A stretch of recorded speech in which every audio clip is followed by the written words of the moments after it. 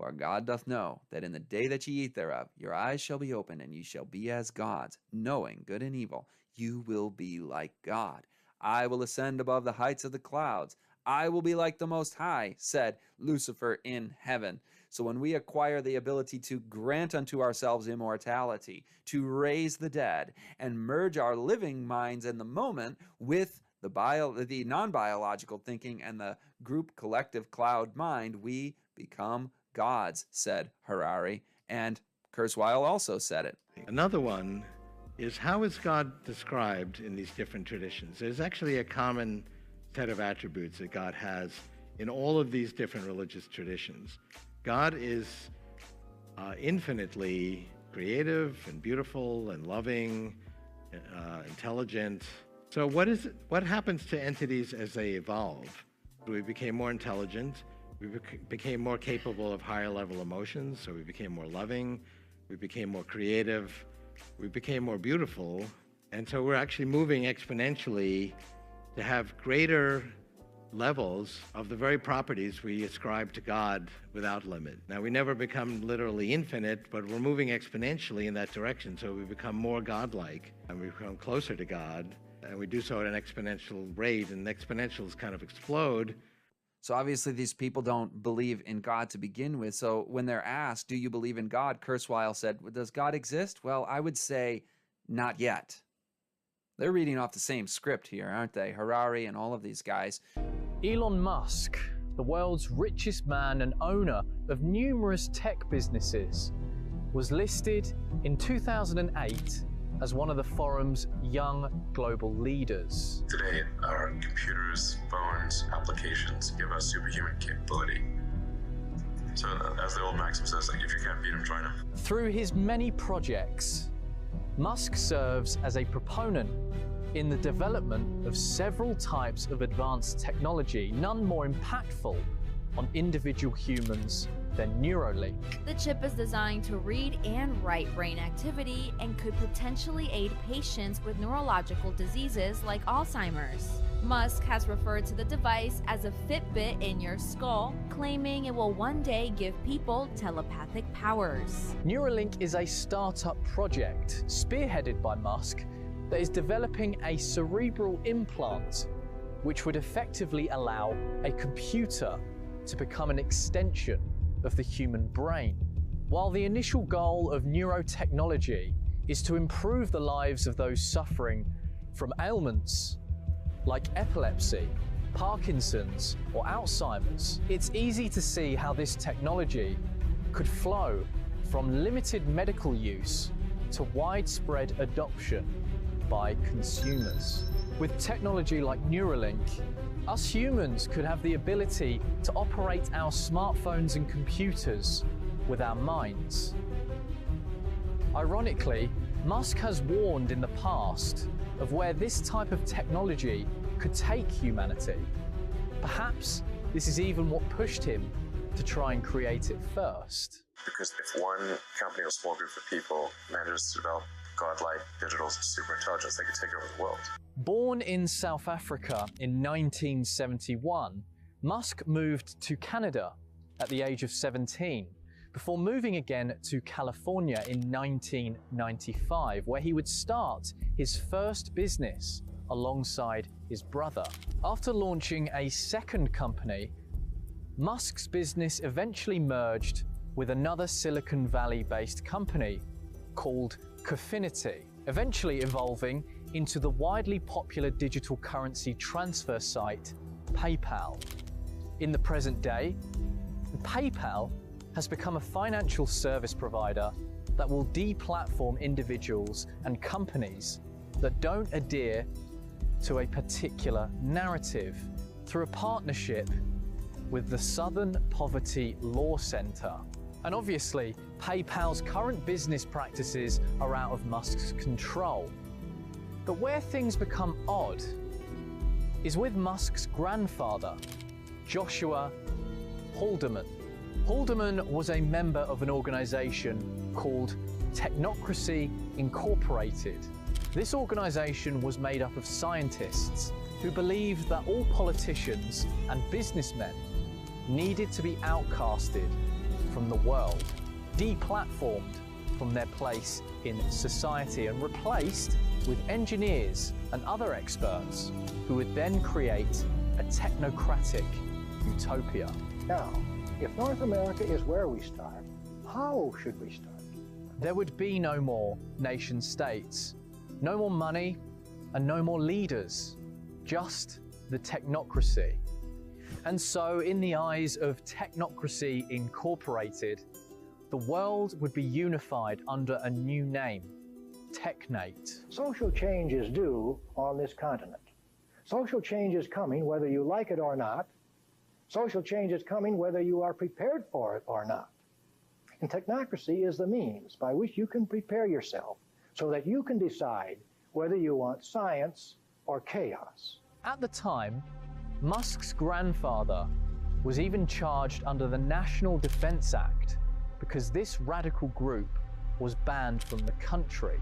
Now, a technocratic one-world government isn't something Elon Musk speaks about, especially when he talks about his vision for the Earth. But on the subject of Mars, it's a different story.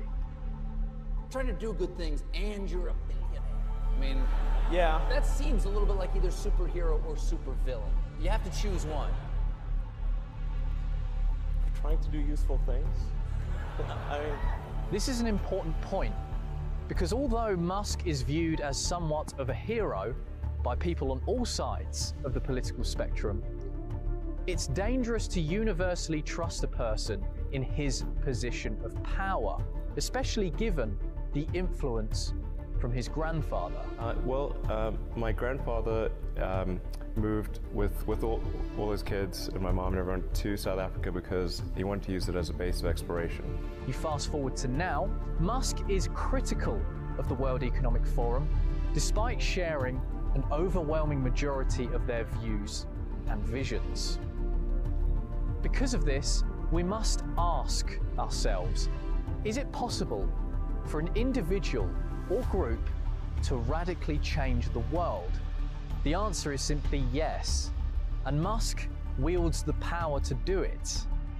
He could even be doing it right now as we speak. You are, not to put too fine a point on it, the richest man in the history of the world and arguably the most influential. When you say take the red pill, do you worry about sending none too bad? I said take both pills. Take both. Well, that's okay. All right. If we accept that someone like Musk can wield this sort of influence, is it then unreasonable to believe a group with more power and more influence could be orchestrating society along the same lines of what Musk's grandfather envisioned, especially when they say it themselves?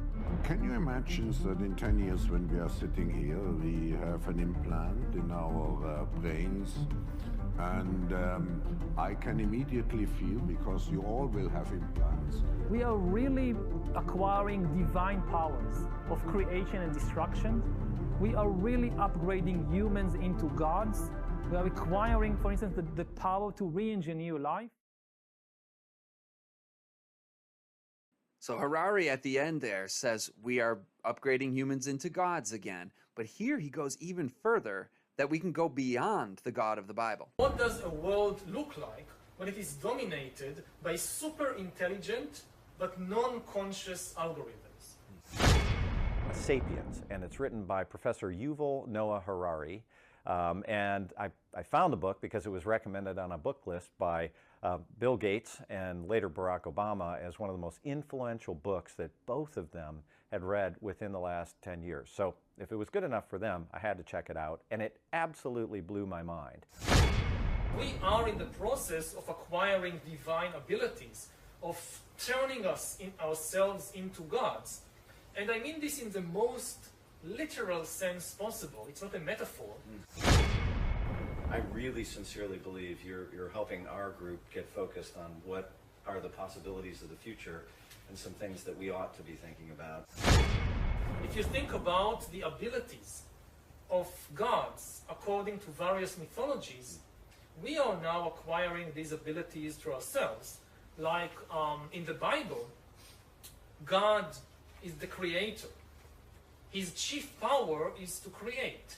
He creates animals and plants and humans according to his wishes. Now we are gaining this power to create life, just like God, and in a way, we even go beyond the biblical God. Because even if you believe the Bible, the only thing God managed to create are organic beings. All these trees and giraffes and humans, they are just organic.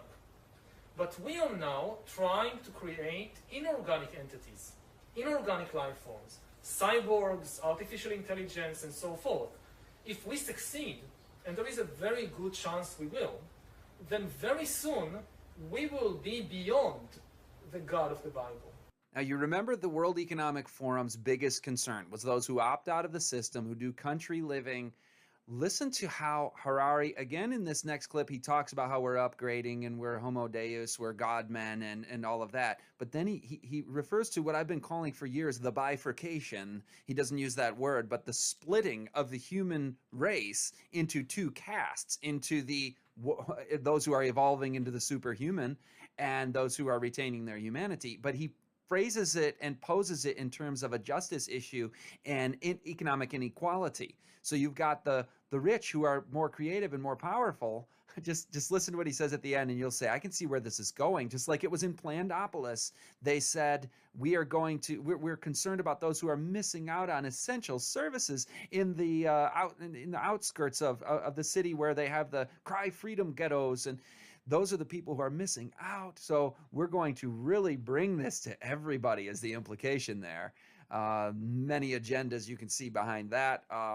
Attempt at a bleeding heart justice yearning. But here he is. Let's listen to him comment more on humans upgrading to gods, acquiring these skills, and then how there will be that bifurcation between a splitting in the human race. Some people doing a breakaway civilization and a different form of human, an upgraded human, and others, the almost Amish, you might call us. That's a phrase that I thought about taking out that URL a few years ago, because you're going to see a movement of people who are insisting on their humanity. Let's go to the clip. You have a theory in your new book about something you called Homo Deus, which is a kind of new species. It's the species of the future. Explain what is Homo Deus? Well, basically, I mean, the word means God, man. Deus is God, and Homo is man. I mean, the idea is that the next big revolution in history will not be in economics or politics or society. It will be in humanity itself.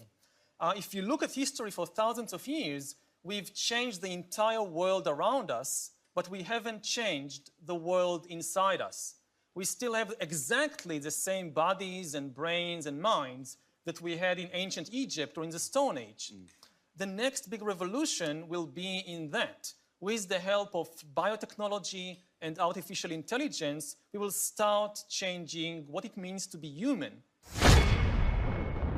The main products of the economy in the 21st century will not be vehicles and tools and weapons. They will be bodies and brains and minds. We are learning like how to robots produce or them. our own bodies? Our own bodies. So we will enchant our own bodies. Yeah, we'll enhance or change our own bodies, partly using biological engineering and partly by directly connecting the body and our brain to computers and to bionic parts, so we will become kind of cyborgs, part organic and part inorganic. Then humankind might split into biological castes, and for the first time in history, it will be possible to translate economic inequality into biological inequality. But in 50 years or 100 years, maybe the rich will not be just richer, they'll be more creative, there will be more able So let's use an example. Not everybody will be able to upgrade themselves, and not everybody will have access to or have control over the new big data algorithms.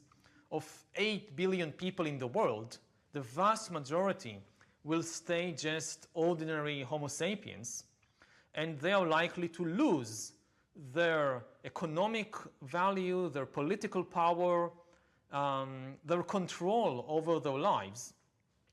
And we are likely to see an extremely unequal society in which a very small elite, either of upgraded humans or of those humans who own the master algorithms, like the Google algorithm or the Facebook algorithm. Now, I suspect that there will have to be a good cop, bad cop approach to the resistors of those who will not take part in this system. At first, it'll be, well, your economic advancement and the inequality, and we're here to provide it for everybody, and there's going to be so many incentives and the carrot. But then, for those who really dig in their heels, the World Economic Forum's biggest concern, those outside the city, those who just flat out think this is wrong and say, you know what, I'm going to insist on staying human, staying as God made for me to be. I don't philosophically align with you on this, and it would be a violation of my conscience to go there. There's going to have to come a point where they're persecuted. If they don't accept the carrot, we got to bring the stick. Good cop, bad cop. And in which case, this will be a propaganda effort first.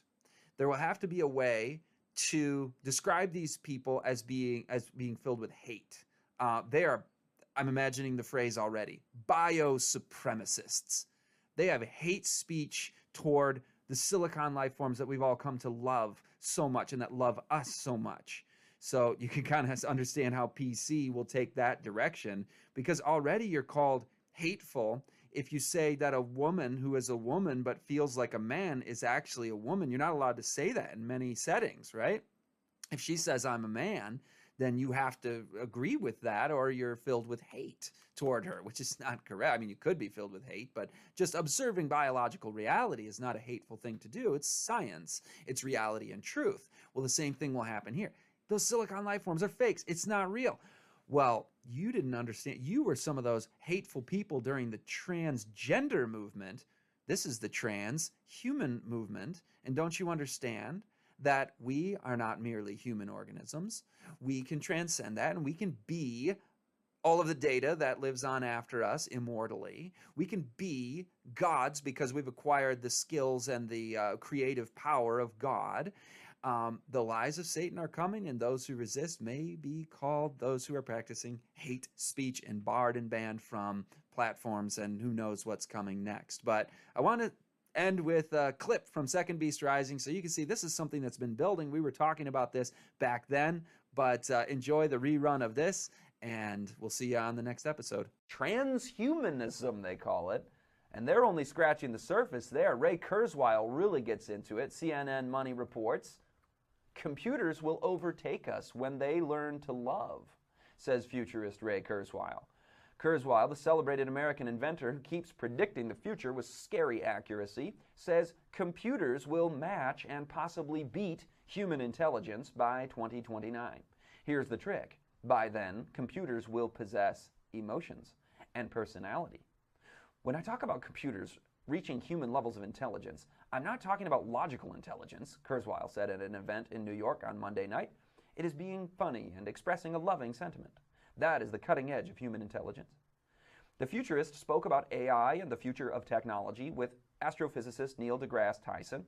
When Tyson pushed back and asked if computers will one day write a Nobel Prize-winning novel and supplant even that aspect of what it is to be human, Kurzweil said he puts it differently. We're going to combine with that intelligence, Kurzweil responded.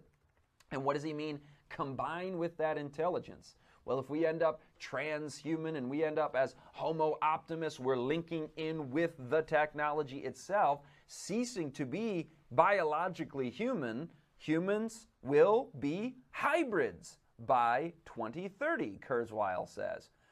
That means our brains will be able to connect directly to the cloud, to the internet. This is huge, where there will be thousands of computers, and those computers will augment, will supplement our existing intelligence. He said the brain will connect via nanobots, tiny robots made from DNA strands. So tiny little nanobots in our brains connecting our thinking outside the brain into the global commons and internet cloud, if you will, of thousands of computers and ideas and memories and deceptions, how about? Because this is a giant control mechanism if this were to take place. I can't imagine we're going to be around this long, but continuing with the article, he says our thinking then will be a hybrid of biological and non-biological thinking. If it's non-biological, then it's not us doing the thinking, right? We're outsourcing our thinking to another place.